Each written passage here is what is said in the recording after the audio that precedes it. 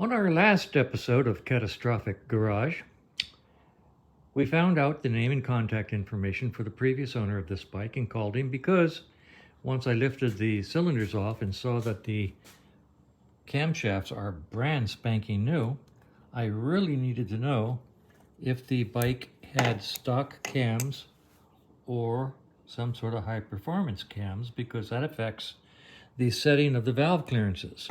For example, the megacycle cams I have in my little 500 take 10 thousandths clearance, both intake and exhaust, while stock Triumph clearances are 2 and 4 thousandths.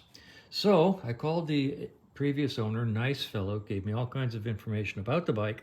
He just got tired of it about 5 years ago in mid-project and set it aside. But then he casually mentioned that when he set it aside, just before he set it aside, he poured some oil into the crankcase so that it would sit in there with oil while it was in storage, covered over. But he was surprised to see the oil come streaming out of the bottom of the engine, all over the floor. So that sort of throws a monkey wrench into the project when he says when he put the cases together, he used really good gasket sealer, so he was surprised that the oil leaked out of the engine. That's where he left it 5 years ago. Now I've got the bike here. I've actually done a bunch of work to it without knowing that there was a problem with the cases, possibly. I did a lot of wiring repairs to clean up all those wires. Nice new wiring and new fuse, and put a new miniature battery in it so it could be run with an electronic ignition, and cleaned up a whole bunch of stuff, and was getting ready to put the barrels back on so I could measure the lift on the cams with a micrometer. And that's when I spoke with the gentleman. So what I'm going to do now is pour gasoline. I have some old dead gasoline taken out of different bikes, and I'm going to pour some gasoline into this case and see if it leaks. Now, the good news is I got underneath and checked the bottom of the case and found that the sump plug underneath was actually loose. It was only hand tight.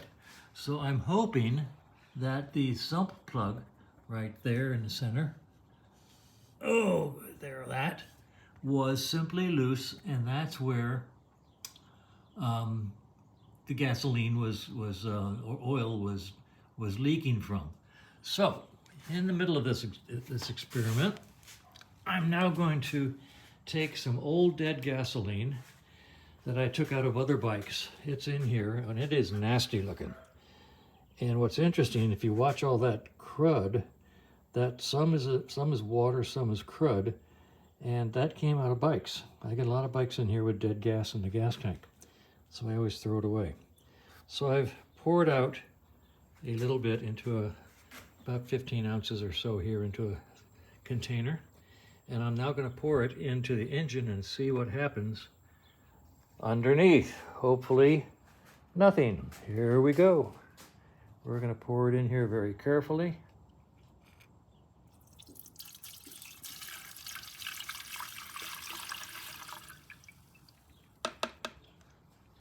And watch underneath.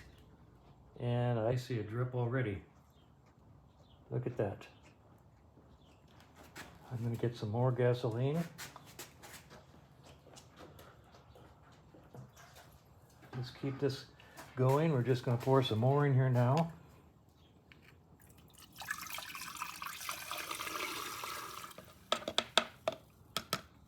And now, let's see if we've got drippage. And we do. We have what would be considered to be a lot of drippage. I mean, it's just dripping there. Now let's see if we can see where it's dripping. Right from the center of the engine. Right from the crack.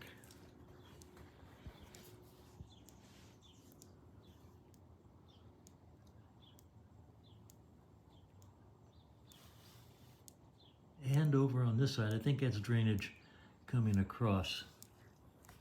I think it's dripping here and coming across here. But we definitely have the gasoline coming out of the engine, and it is not coming from the sump plug.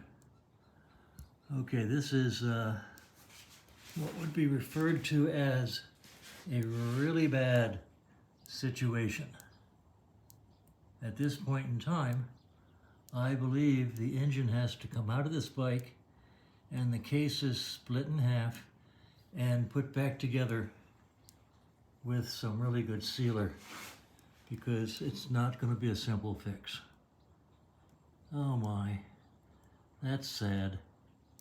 Oh look, it's even leaking up farther forward now. Up here.